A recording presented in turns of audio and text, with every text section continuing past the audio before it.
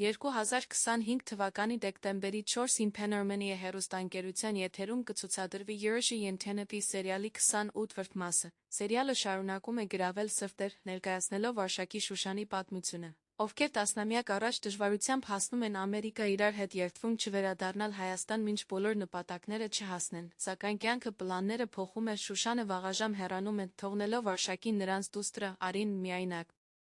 Այս սերիայում Արշակը ստիպված է կոտրել իր երդումը, երբ իմանում է, որ նրա քրոջը ավտովթար է պատահել Երանում։